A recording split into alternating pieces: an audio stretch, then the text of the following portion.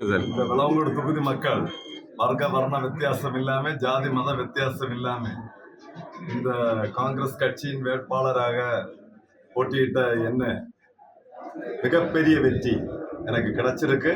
இந்த தமிழ்நாடு ரொம்ப அலையெல்லாம் வந்துட்டும் இந்த மக்கள் இந்த காங்கிரஸ் கட்சி வேட்பாளரை, இந்த கட்சியை விடவில்லை. அதுக்கு ரொம்ப மகிழ்ச்சியா இருக்கு, ரொம்ப சந்தோஷமா இருக்கு. நீங்க முதல் வாக்குறுதியா என்ன வாக்குறுதி நிறைவேற்றலாம்னு நினைக்கிறீங்க? பல வாக்குறுதிகள் கொடுத்திருக்கீங்க. முதல் வாக்குறுதியா என்ன வாக்குறுதி நிறைவேற்றலாம்னு? என்ன அடிப்படை தேவை மக்களுக்கு இருக்கோ அந்த அடிப்படை தேவைக்காக போராடுவேன். அதெல்லாம் செய்து கொடுப்பேன். உங்களுக்கு என்ன ஒரு சிறப்பு திட்டம் வச்சிருப்பீங்கல்ல தொகுதிக்கு, அது என்ன? கண்டிப்பா என்ன அரசின்னு கிடைக்கும் ஆദ്യം பார்க்குவேன். அரசில் നിന്ന് கிடைக்கிறது என்னன்னு படிச்சு பார்த்து அது செய்வேன்.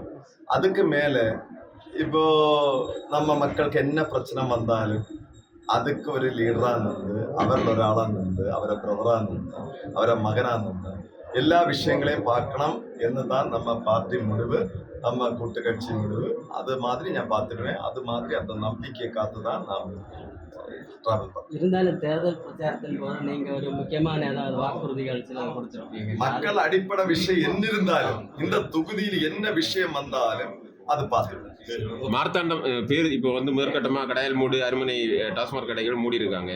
இப்போ அடுத்த கட்டமாக மார்த்தாண்டம் பேருந்து நிலையம் பக்கத்தில் ஒரு மதுக்கடை இந்த மாதிரி கூட்டாமல் இருக்காங்க. அது சம்பந்தமாக ஏதாவது அரசாங்கம் என்ன சொல்றது அது நடப்பாங்க. அது நடத்த விடாம யாராவது தடுத்து இருந்தால் அது நடத்துறதுக்காக போறாங்க, மக்களுக்காக போறாங்க.